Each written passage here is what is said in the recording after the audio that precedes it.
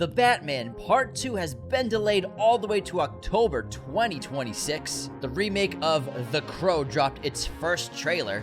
And Scream 7 is back in action as Neve Campbell returns as Sidney Prescott in the latest film. Let's get into this week's movie news. What's up, movie friends? Welcome back to Raiders of the Lost podcast, the ultimate film and TV podcast. There are a lot of stories to go over this week, some really cool trailers, and some rumors. But first, let's get into that box office. And let's take it slow, Anthony. Easy. Unlike last time, you came running and gunning. Take it easy. I'm smooth sailing. Nice and slow, pal. Let's do the first one. So Kung Fu Panda just beat Dune Part 2 at the box office. I was almost right with my prediction. Yeah, I said Dune Part 2 would take it over. Kung Fu Panda 4, 2 weeks in a row at the top of the box office. Domestic, it pulled $31 million in its second weekend, which is pretty damn solid. That's awesome. Pretty damn solid for a second weekend. Dune Part 2 just barely lost out $29 million in its third weekend at the box office. I want to recount.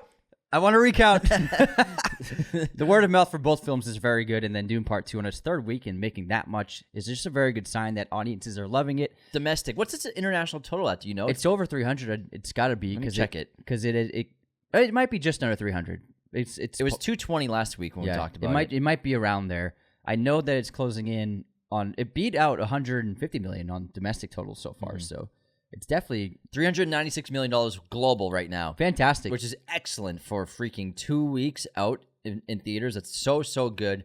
I bet it hits 700 million. It could be. Yeah, it's 700. not really dropping that much in percentage because it was last week was like 35 million at the box office, right? Keep in mind Chalamet's other big hit the past year, Wonka, didn't debut as big of an opening as Dune. It just had legs, and it earned $600 million globally. It never left theaters. It's still in theaters. It's always been in theaters. Get out of there, Wonka. We should do a Chalamet double feature. Go see Wonka, then see Dune Part 2. Well, Migration's finally out of the top 10, so thank God. I'm fucking sick of those ducks, man. Sick of those ducks. Just fly home. But the ducks were replaced by another animal this week with Arthur and the King, Mark Wahlberg's new film based on a true story of triathlon athletes who are joined up by a little pup who helps lead the way on faster routes on their huge quest. And it came in third place with $9 million. Pretty respectable. For its budget, which was around, I think, $20 million. So that seems like it'll probably be a profitable film in the long run. That's $9 million domestic. It looks very cute. It looks very cute. It does look very cute. Very touching. Fourth place, we have another, seems to be teen horror film from Blumhouse. This time we have Imaginary. It pulled $5 million at the box office, which is pretty decent on a budget of just $10 million.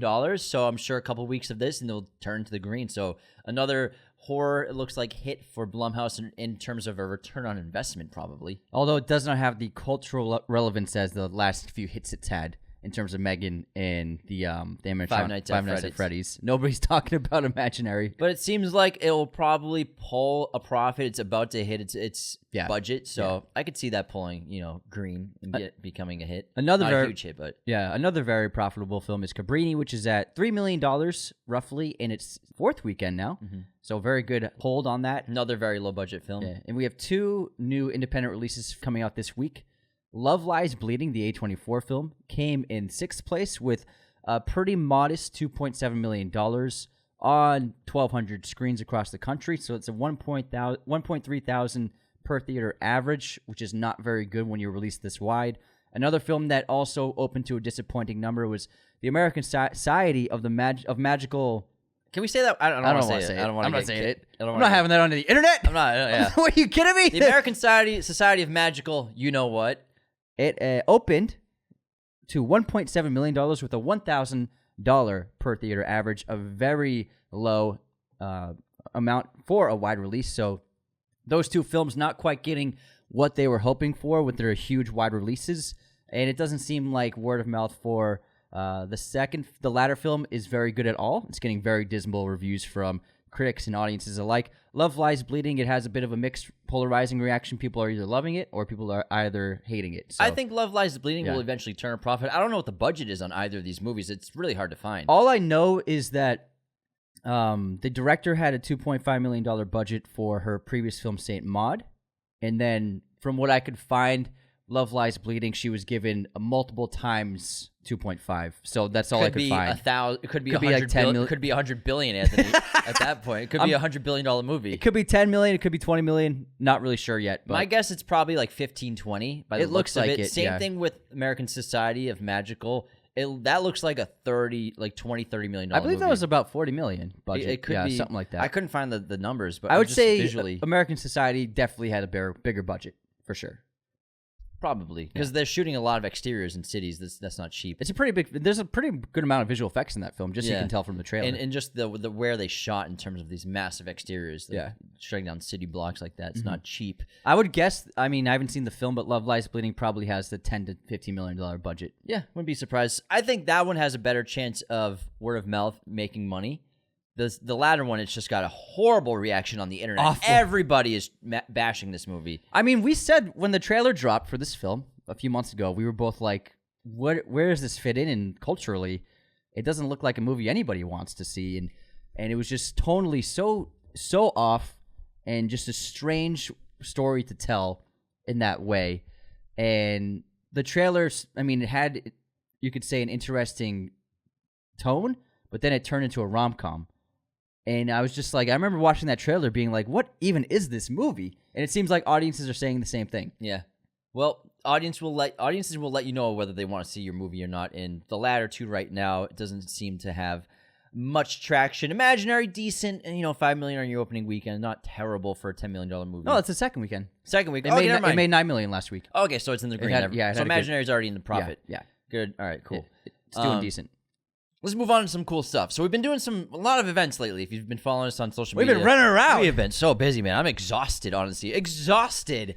And so our first event we did was we saw a very early screening of The Fall Guy, David Leitch's new film starring Ryan Gosling and Emily Blunt. And we saw it like almost 2 months before it comes out. It doesn't come out until May 3rd. We saw it on March 14th or 13th. And we really, really enjoyed this film. Ryan Gosling and the cast, Emily Blunt, Stephanie Hsu, Winston Duke, as well as the stunt team. They're all there. They introduced the movie. It was an awesome experience, and the movie lives up to the hype. I liked it more than Bullet Train. I really enjoyed Bullet Train. That was David Leitch's last film. But I think this movie was just such a good time. We'll post a review once it comes out. We did a little bit of a spoiler-free review on Letterboxd Recap on Friday. But I can't wait for you all to check this out, especially if you work in the film industry or in TV industry. It's very accurate to what sets are like. It's a movie about filmmaking, but like very accurate.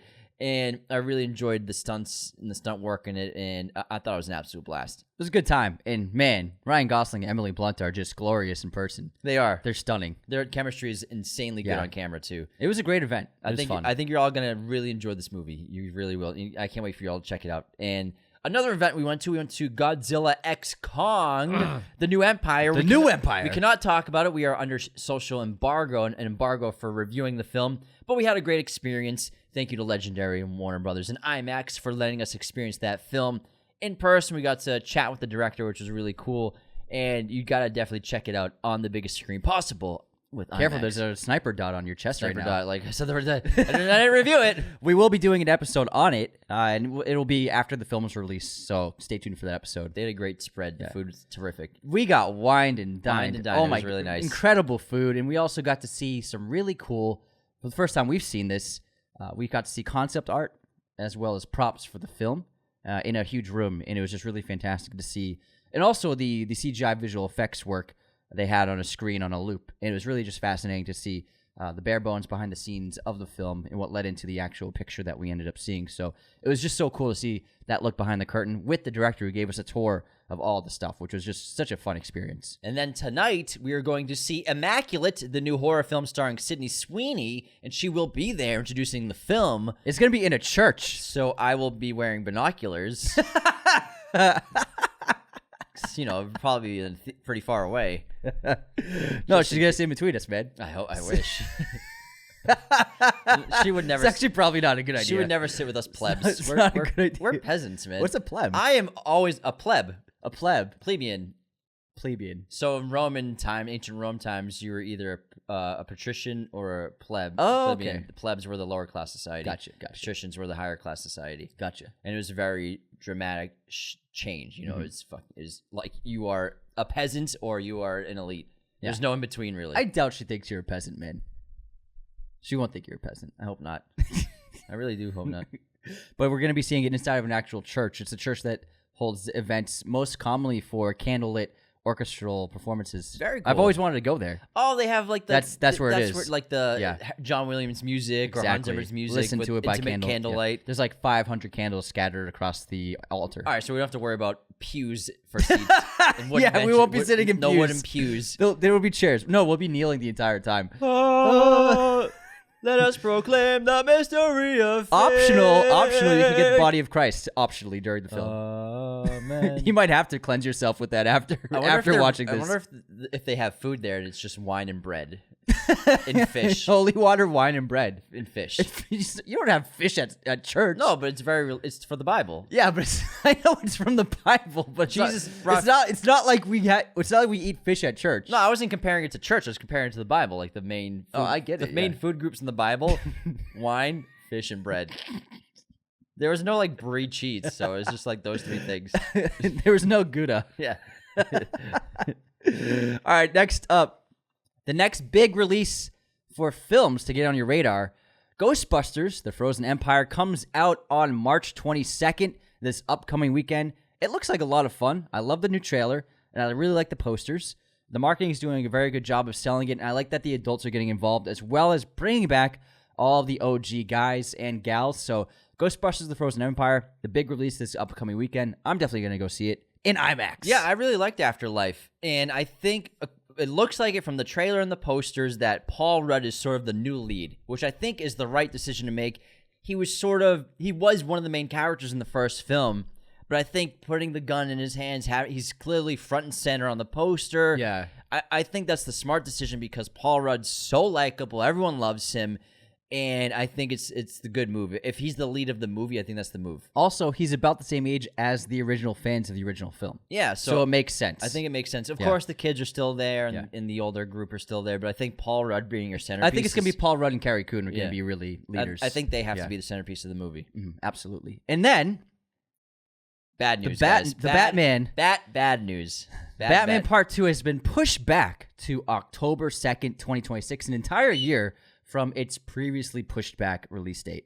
So such a bummer. Pretty bad. Now, why was the Batman Part 2, why has it been delayed an entire year all the way to October 2026, Anthony? Well, last year's entertainment strikes didn't help the situation, and the rumor is the sequel's delay is due to a lack of available stages for filming, as Warner Brothers was deciding on timing. Stages ended up being reserved for other projects, leading to this situation. So this is common for filmmaking. You have to reserve sound stages for months at a time, and you have to get on the list. You have to get in there early. You have to build your sets. You have to put your deposit down, too. You have to put a deposit down, too. So I feel like they were probably up in the air of when they wanted to release the film, when they wanted to shoot, scheduling with all the actors, and Pattinson's a busy guy. And then obviously the strike didn't help because they probably weren't finished with the script yet. And obviously Matt Reeves... They couldn't do anything. Couldn't write.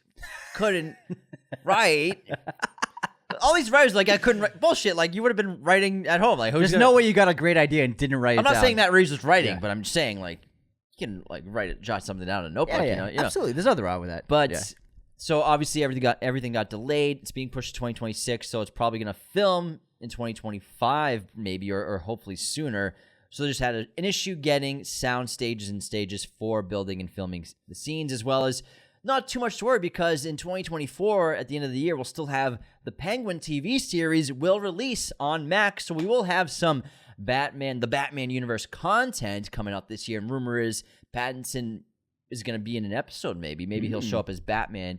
I would hope it's not too much because I don't want to dilute the character that much by putting him in a TV show too often. But it'd be really cool. So we will have content from that verse. It also makes sense because the Batman coming out in 2026 means that Superman, when it comes out in 2025, is just by itself as the only DC big property that year. Yeah, it's interesting. They only have one big DC release in 2025. Film-wise, they'll have TV shows. Also, I mean, as long as they get it right, I'm fine with waiting. Yeah, as long as it's as good as it can be. And keep in mind, I mean, we waited 4 years between Dark Knight and Dark Knight Rises. So, I mean, Nolan always did a film in between. True. So we did it. I think it's better not to churn out sequels, like, constantly. I think it's good to let the audiences really want them. So I don't think it's a horrible thing. Obviously, this is much like 3 years would have been fine, but it is what it is. As long as they get it right and they make a great sequel, I'm okay with waiting another couple of years. I'm devastated. I'm devastated. Why don't you tell us about it? God damn it. No, it's not that big of a deal. But speaking of Superman, was just recently announced about the film is James Gunn said that he's shooting the entire film in the IMAX format. Let's go, Fuck baby. yeah, IMAX cameras the whole time. I feel like Hollywood just listens to our show. Honestly, we have been on IMAX since day one. Day one, baby. And on top of that, so A24 is paired up with IMAX, and they are going to start releasing previous films of theirs in the IMAX format monthly. And upcoming announcements were Hereditary, Uncut Gems, and something else that escapes my mind right now. Was it Ex Machina? Ex Machina, yes, thank you. Oh, fuck So yeah. That's your butts, I'm seeing those. I want to see all those. That's what's so powerful about the IMAX format is it'll let you watch even movies that you've loved already to see them in a new way that you never could have before. And so this is opening it up. I mean, Paul Thomas Anderson's next film gonna be released in IMAX, a PTA film, Megalopolis. in IMAX, Megalopolis, IMAX. It's amazing. It's so great to see. It doesn't have to be an action movie. It doesn't have to be a big blockbuster spectacle. These intimate films from filmmakers that we love, it would be just as powerful to see their films in IMAX in that huge format and to be really enraptured by the image. So I just can't wait to see all these great films in IMAX. Enraptured. It's a good word. It's a good word. Word of the day. Let's move on to some more news. Deadpool and Wolverine news, the third film in the Deadpool franchise. The rumor is Henry Cavill is going to play a Wolverine variant, and I think this is just great news. Perfect casting. If he's going to be a variant, even if it's just for one scene, fine by me. That sounds awesome as hell. James, as long as we can see his chest. I was about to say. As long as we can see as Henry long as he takes Cavill's his shirt off. hairy chest, then I'm fine with it. But if his chest isn't popped, if Henry Cavill's chest isn't popped as Wolverine variant, better not be in wearing Deadpool a and suit. Wolverine, I'm walking out of the theater. Pants only, Cavill. If I can Pants only see his neck and face, I'm leaving the theater. I'm leaving the theater. I want chest popped, forearms. That grizzly hair all over. I want a beard. You listening, MCU? Pop his shirt. You don't have to take it off. Just pop it. It's great. I think it's a great casting, and I think he's perfect as the character. And I mean, why not just make a new Wolverine series with him? That should have worked. People would love that. That would work. People would love him. That would be the biggest hit of the year, whatever year it comes People out. would love that. But a good movie. Yeah. A good movie. Henry Cavill is Wolverine. Holy yeah. crap. Speaking of another hotly anticipated film, we have the remake of The Crow, which just dropped its first trailer, directed by Rupert Sanders, starring Bill Skarsgård and FKA Twigs and Danny Huston. This is a new version of the story, and it cast Bill Skarsgård as the young lover brought back from the dead to try and save the soul of his fellow murdered partner. This trailer, obviously everybody's been waiting. They dropped a couple photos last week, and we were like, okay, trailer's coming soon. Very anticipated. Everybody's been curious what exactly the tone, style, and story and direction is going to be. I think it looks pretty good. I think a problem with the trailer, I feel like I saw the movie. Yeah. I feel like I saw movie's in the trailer. I feel like I saw the climax. I feel like I saw the third act. I feel like I saw the entire story of this character in the trailer. And I was just like, it's a 3-minute long trailer. Yeah. Why are we making 3-minute long trailers? The whole movie's in the You trailer. guys could just do like a cool supercut, set up the story, and then a quick supercut for 20 seconds of your best footage. We'll go to the theater. Everybody's curious. But I felt like I watched that fucking movie in this trailer. Yeah, that's a problem a lot of studios are doing, man. Especially one like this where it's a remake. You're really going to sell people on this movie. I think they just show too much sometimes. Yeah. And I thought the same thing, like, oh, this is obviously the climax of the movie right here. I was just so confused why they're giving so much away. Because you want to make people talk about it and add to their curiosity and mystery, but I just don't get it. I think that the design of the character, it looks good. I will say, though, in this interpretation, they mentioned that he's got a godlike power and he can't die. If your character can't die, then where are the stakes of the film? Well, that's the Crow, dude. Yeah. That's the Crow. Yeah, so he can't die in the, he can't other die. one? No, he can't So die. where are the stakes coming from? Well, if he can't die. He has to, it's just vengeance. Okay. Yeah. All right. Yes. It's just fun. Is there like a time thing to save the girl? Is that what it is? Is there a time crunch? I'm trying to think. The Crow. Is there a time crunch in The Crow? I can't remember if there's a time crunch. Maybe they made a time crunch with the murdered girlfriend. Maybe, but that's The Crow. The Crow can't die. Okay. You can shoot him. You can stab him. He always survives. You can poke him in the eye. Yeah, you can poke him in the eye. It's fine. So that's the character, you know. What's your reaction to the trailer? I think that's the whole internet. It's just like, I'm first not of sure. all, I thought it'd be something. I thought the tone would be a little different. It just feels too much like John Wick to me. It feels like a John Wick movie. The first Crow movie has so much style.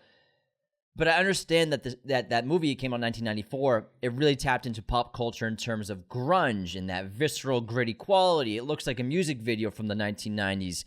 And, you know, he's ripping guitar on top of buildings, and there's lightning, and it looks like Gotham. It's cool. These really cool effects and miniatures, and really using the Crow as a character. And I love the first Crow because Draven, he's like as much a villain as everybody else, but he's mad, he's demented, he's always laughing and hysterical, and he's like a maniac, you know what maniacal. I mean? It's super fun. And this version of Draven, I'm not saying that it's fun to die and be resurrected, but it just looks like it's a revenge movie just like the other one, but it doesn't seem like it has that same style. Mm-hmm. Of course, it's the contemporary version. He kind of just looks like he's got like the fuckboy look. He's got the cross earring and the tats and the haircuts. So I guess that's contemporary in terms of hip hop and popular music, and a lot of bands and a lot of musicians kind of have that style. So I understand how the style will be different. I wasn't expecting it to have the gothic and grunge tone of the original. But you're hoping for more style? Yeah, I'm not saying that it doesn't have style. I just don't know how I feel about it yet. But I want to see it. It looks like a bloody good time. It looks like a cool action flick. Yeah. And so speaking of, I think they gave away a lot of the great kills in it. I think they gave away too much of it. Yeah, like a lot of the great kills. I'm like, you should save this for the movie, for the theaters, to be like, audiences' reactions should be saved for this. Yeah, I want to see it. But I would be more excited if they didn't show so much in the trailer. Yeah, I agree. I think it was just too much revealed. Too much revealed. It is what it is. You know, it looks cool. It looks very different. Obviously, like I said, you can't you can't have the same movie. You can't make the same. You can't capture what the original Crow did. Yeah. But I don't love the makeup either, because I don't like how he doesn't have a white face. So here's the thing: the makeup without the white, it does have Bruce Wayne, the Batman vibes. Yeah, it doesn't look like the Crow. That's the thing. It doesn't look like the Crow without a white face. Yeah, I think they wanted to make sure the tattoos were still visible. Yeah, but like that's part of the look. Yeah. So we'll see. We will see. Let's move on to some news. So Scream 7 is actually going to happen. Neve Campbell has signed on to the next film. This was revealed because she posted an image on Instagram of the script called Untitled Scream 7 film. No news on the plot or other cast members yet. They did that fast, by the way. Obviously, Melissa Barrera and Jenna Ortega are off the project. Melissa Barrera was fired after making some posts, as well as Jenna Ortega said that she had scheduling conflicts but left the project, we can assume, of her own accord. So Scream 7 seemed to be doomed, but then it seemed like it only a matter of time until Scream 7 went to development again. Kevin Williamson, who wrote the last two Scream movies, will be directing the film. I believe it'll be his directorial debut as well. So Scream 7 is actually going to happen, and they must have pulled out the checkbook for Neve because they wouldn't pay her for the signing on to Scream 7 originally, before all the blowback and all the firings and all the leavings. And now they're actually paying her, so I guarantee you they wrote her like a $10 million check. Neve walked into that agency, and she walked into that studio, she's like, all right, here's my paycheck. I have the power now. Yeah. So Neve Campbell has so much power, it's only getting made because of her. Which should have been the first place. The irony that they didn't want to pay her, now they're in her hand basically. Like she got the power back. So it's interesting. So Scream 7 very is ironic. Back. Damn, they wasted no time. They must have had two versions of the script. I thought they should have waited a couple of years to just let things blow over. Gotta pay the rent. Gotta pay the rent, man. I'm very curious to see what the cultural reaction will be to the film. That's probably why they're doing it so fast, is because it's still in everybody's minds and everyone's thinking about it. Well, I'm saying, will people be against it? Well, at least it's going to be talked about, and people will see it. Yeah, I think people will see it. Something people definitely would see if it gets made.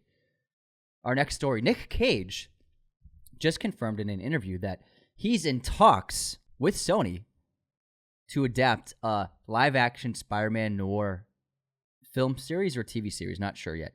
It's not set in stone, but he said he has been talking to the studio and producers about bringing that character that he so famously did in both the animated film to life in live action. I think it would be a lot of fun. Spider-Man Noir. I think it would be really fun. Congratulations on pronouncing Noir. I took my time with it. I took my time. Noir. There you go, man. I got it, man. Cool. And you can accomplish anything, guys. Listen to me. Anything is possible! If you put your mind to it, you can achieve anything. Look what I just did. Just like the sequel, the third film in the Venom franchise finally has a name. Venom. It's just called Venom. Just 6 M's. 18 M's. Venom: The Last Dance will be the third film in the trilogy. It finally has a title instead of just Venom. Hopefully they can make a good one for once. I liked Let There Be Carnage. We all know you like Let There Be Carnage. I will die on that hill. I had a good time at that movie. You and Paul Thomas Anderson are the only people who did. We have great taste. PTA like that movie? Venom. Yeah, he said he liked it. Nice. Yeah. I'll have to talk about it with him sometime. If I ever meet him, I'll You're gonna bring up Venom, Let There Be I'll be Carnage, like, bro. Venom, Let There Be Carnage, right? He'll be like, bro, yes. Goated. On God. I'm not saying it's the best movie of that year, but I enjoyed it. I had a good time. Yeah, I had an all right time. It was okay. I didn't like it. I thought it was fun. It was fine. Well, you know what sounds like fun? What's that? Kinds of Kindness. The next film from Yorgos Lanthimos, which already has been filmed. They released a teaser image of the cast list and the title and announced a release of June 2024. That means in 3 months, we can see Yorgos Lanthimos' next film starring Emma Stone, Jesse Plemons, Willem Dafoe, Margot Qualley, Hong Chow, Joe Alwyn, Mamadou Athie, and Hunter Schafer. It's funny, all those complicated names, and you messed up on Margaret. You said Margot Qualley. Did I say Margot? Yeah. I know. You messed up on an easy one. Margaret Qualley. Anyways. I'm looking forward to this. I don't know anything about this film at all. No one knows. The rumor is it's an anthology film, possibly, but I have no idea if that's true or not. I found a couple images online of Emma Stone and Jesse Plemons and Margaret Qualley.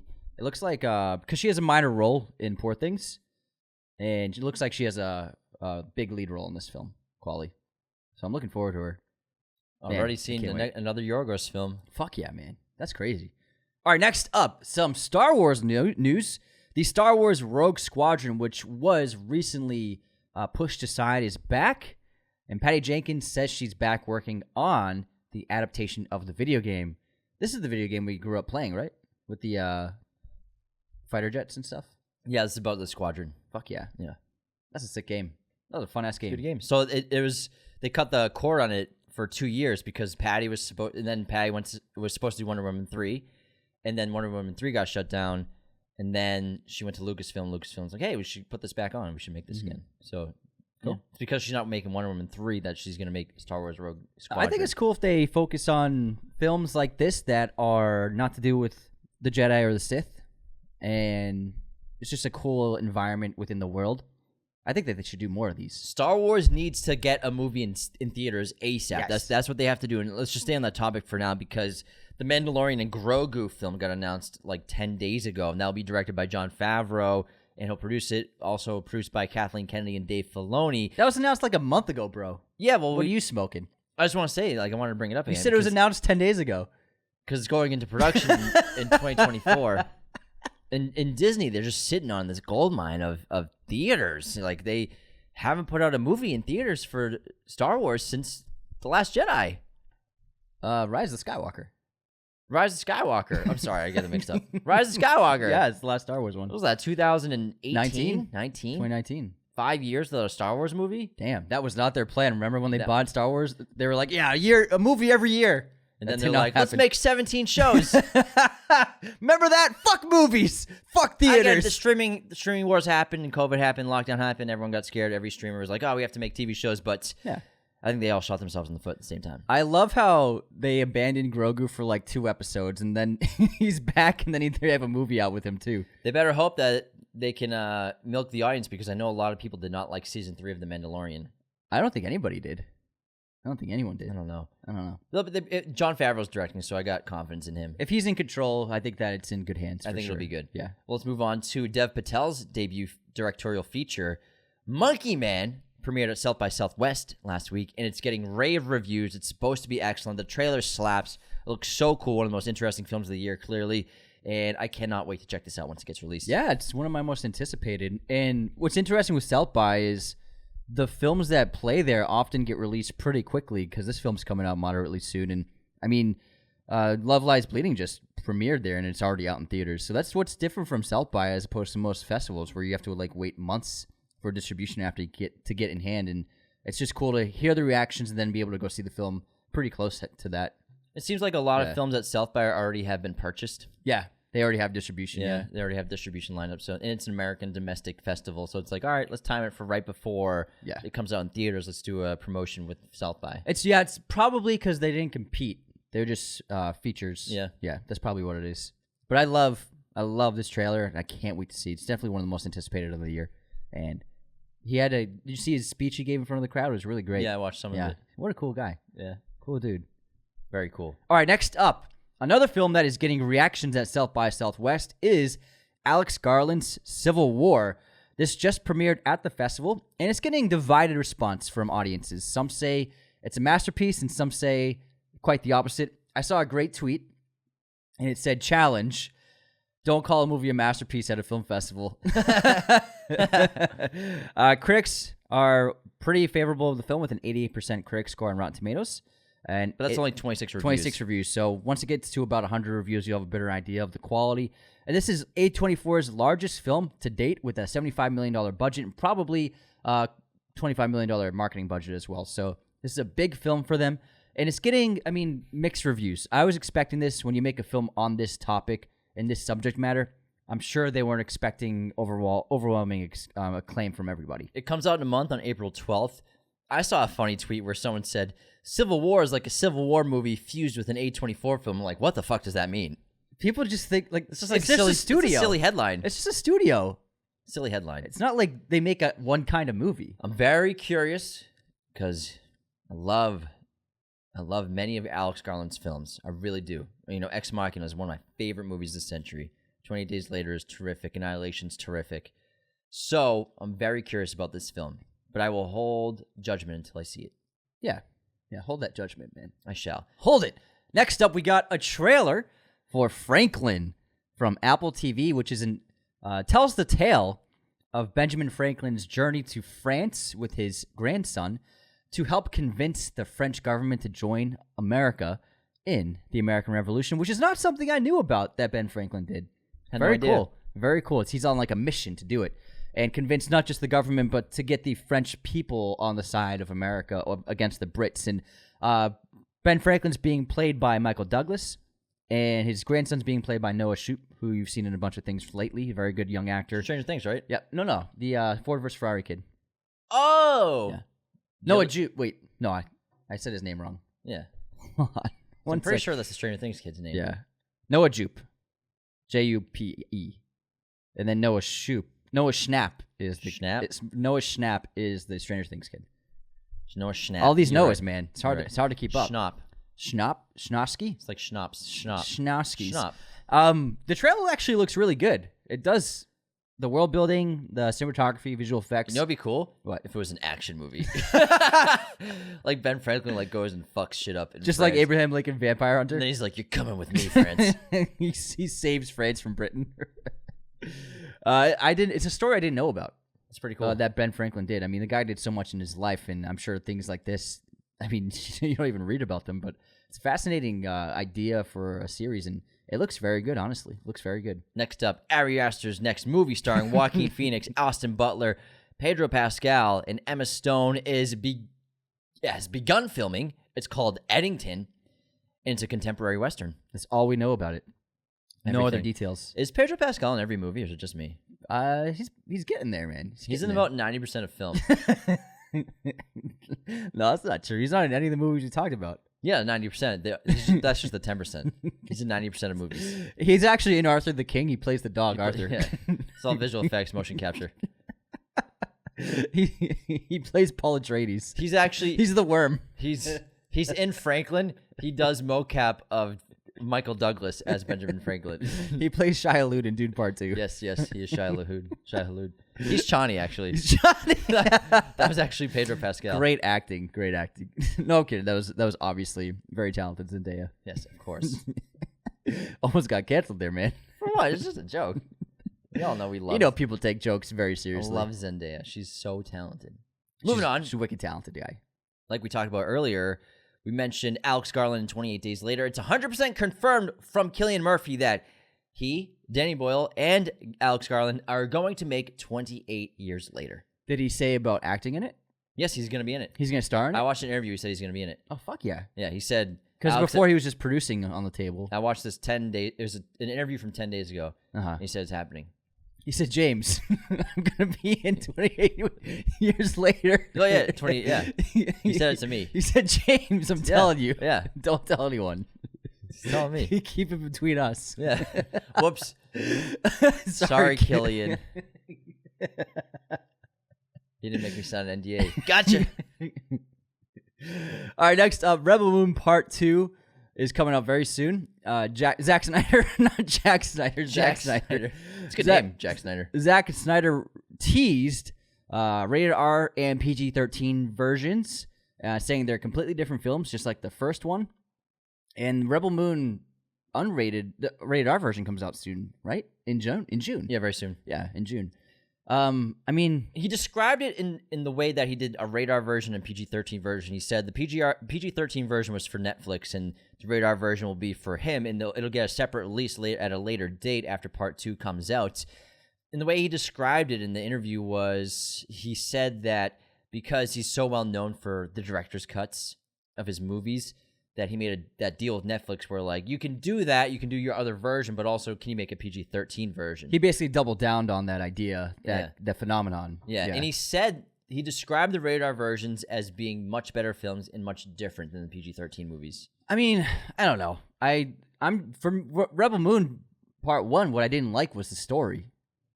And the visuals were great, and the action was okay. From what I saw some of the interview, too, and not interview, but conversation, he said it's going to be gorier, rated R, hard violence, and I'm like, that even adding hard violence and a lot of gore and badass actions are not going to really help the story. I'll watch the radar versions. I'll check them out. I'll wait until then. All right, yeah.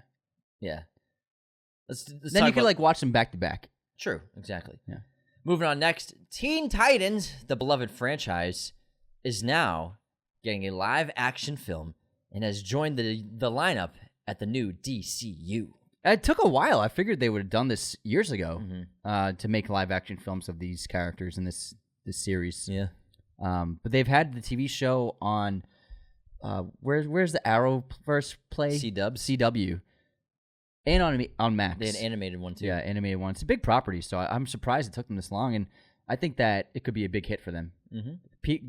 People love the Teen Titans. They cast it well. People they make love it well. Yeah, I think it'd be really good. And then you get a great assimilation of characters. Really great characters everyone loves. A massive verse. Yeah, and then you can start them young. Work them young. Milk them for decades worth of movies. Well, until they're not teens anymore. Yeah, until they're not teens anymore. Then you're going to really pay them. But I think it could be a really big hit for DC and Warner Brothers. Yes, sir. Next up, more images were released for Unfrosted, Jerry Seinfeld's Pop-Tarts movie. The best image of all is Hugh Grant, who plays Tony the Tiger for the marketing campaign of the product. And he's wearing a Tony the Tiger suit in the image. He's like holding the head of Tony the Tiger, which is just, I can't wait to see that. I mean, I'm sold on the movie just to see that. Did you know that Hugh Grant auditioned for a role in Seinfeld years and years ago? Do you know what role? No, that was just part of the article that I read, that he was part of an auditioning process for an episode or a couple episodes. Wow. I don't think he got it. I don't think he got it because I don't think he's in it. I don't think so either.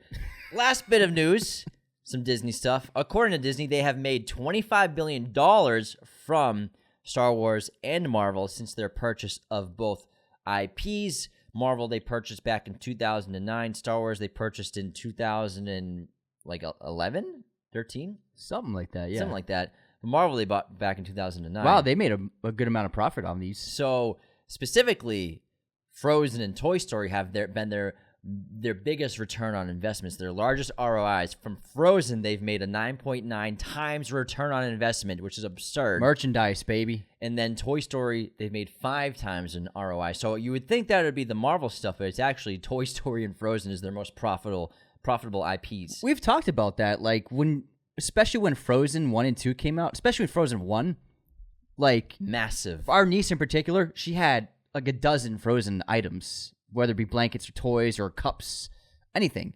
They're making a boatload on the merchandise. It's just generating so much cash flow. It's insane. So much cash. Disney has always made most of its revenue from merchandise and then amusement parks. And the films make a good amount of money, but we're just talking like a handful of billion per year at the most. Whereas merchandise, you're making upwards of close to $20 billion per year on merchandise. Maybe, yeah, $25 billion per year on all the merchandise at Disney. Mm-hmm. So that's always been their number one. That and amusement parks. Quite the profit. Well, I don't know how much of it's profit. Probably like half of its profit. A good maybe. amount of it, yeah. It's got to be a good amount of its profit. Yeah, a good amount. Because they spent money to make money. Yeah.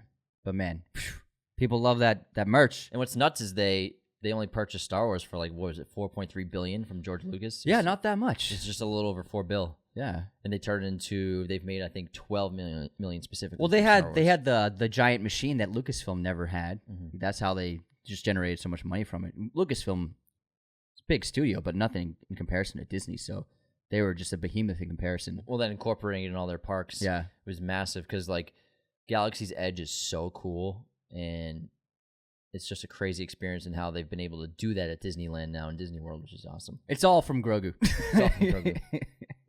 I mean, Rise of the Resistance is crazy cool.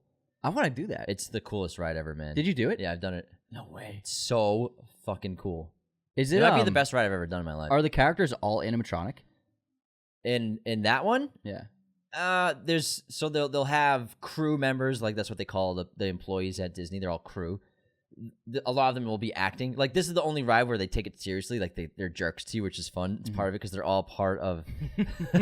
Like ushering you in rooms Yeah, and then stuff? while you're in line and telling you which rooms to go in, they're sticks because that's who they're supposed to be. They're playing, part of Darth Vader's fascist crew. military. Yeah, Yeah, exactly.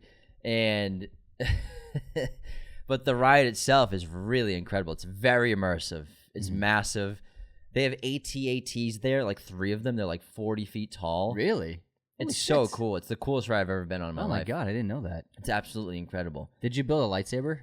No, I didn't build yeah, a lightsaber. You can. They have like really nice ones there, and because Galaxy's Edge, you just walk around. It's just like Star Wars World. Mm-hmm. And Did you hug Chewie? He was not there when I was there. He was sick. They're intermittently there. He had the flu. Yeah, he had the flu. But I saw some stormtroopers. There's a bunch of stormtroopers in Rise of Resistance. When you walk in, it's mental how big this ride is. Mental. You definitely were in England. Cool. It's very cool. It's the best ride I've ever been on in my life. Wow. Ever. Ever. Man, I always enjoyed the Batman and Robin ride at Six Flags. And the Superman ride was Yeah, sick but that's too. just a roller coaster. This Yeah. is like a whole different kind of experience. It's insanely immersive as well as having great ride elements to it. You know what they should do? They should do a Mad Max immersive experience. That'd be fun.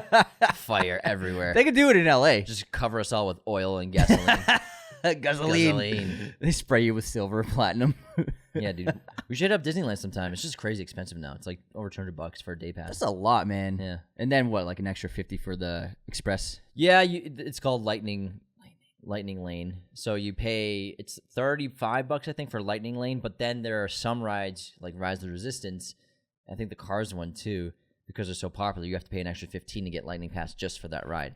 Man, and even Universal's expensive. I can't remember the last time I went to an amusement park. But it's honestly worth it because those rides are so awesome and the waits can be like over 100 minutes, like 120 minutes for a ride. Is the wait ever worth it? Except for I always do Galaxy Express. Ride? I always Yeah. do Lightning Express. Nice. Smart man. It's good to go. The last time I went to an amusement park was, I think, with Mom, Universal Studios, and we went to Harry Potter World. We should go to Disneyland, man. The most I waited was like 20 minutes. That's not bad at all. Not bad at all. Plus, summer's around the corner. But then another great ride at Disneyland right now is Guardians of the Galaxy. Mm-hmm. It is sick. It's so fun because it used to be the Tower of Terror. Yeah. So it's the elevator that goes up and down. It is insanely fun. Mm-hmm. It's maybe it was the best ride there until It's a real hoot. until Rise of Resistance showed up. Mm-hmm. It was the best ride. It's so fun. Fuck yeah. So fucking fun. I wonder if they're... Did you do the Avatar World? No, that wasn't there. No. That's not Disneyland. Oh, That must be maybe World? Disney World. Maybe Yeah. I don't know. I don't know where that is. Do you know about the Ministry of Magic that's being built? In UK or in Florida? In Florida. No way. They're building like a to scale, 1-to-1 scale, like the entire Ministry of Magic. That's amazing. And a giant, huge set. You're going to be able to walk through the entire Ministry of Magic. They'll have the centerpiece statues. They'll have all the fireplaces. Indoors or outdoors? Indoors. Wow. They're building the entire thing. That's got to be like 50 feet tall at least. It's massive. Like 5 stories. It's going to be the entire set. You'll be able to. Cool. Yeah. I can't wait. I want to do that. Very cool. Yeah. Yeah, we'll go to Florida just for that. All right, that wraps this week's movie news, everybody. Thank you so much for tuning into Raiders of the Lost podcast. Stay tuned for upcoming episodes. We're doing an episode on Poor Things tomorrow. Great one. Very exciting stuff, as well as check out our early episodes on The Fall Guy, which will be in a couple weeks, and then Godzilla X Kong in a couple weeks. So can't wait for you all to check those movies out. And we got some other stuff in the We're works. also doing 20 best westerns on Wednesday. There we go. 20 best westerns. Should be a good one. Bow, bow, bow. The first one was like, what was that sound? Bow, bow, bow. Fuck yeah. All right, take care, everybody. See you next time. Thank you for watching Raiders of the Lost podcast. Be sure to hit that subscribe button, hit the like button as well, notifications for sure. Listen to the show on Apple Podcasts, Spotify, everywhere you can listen to podcasts, and be sure to check out this other content we have on our YouTube channel.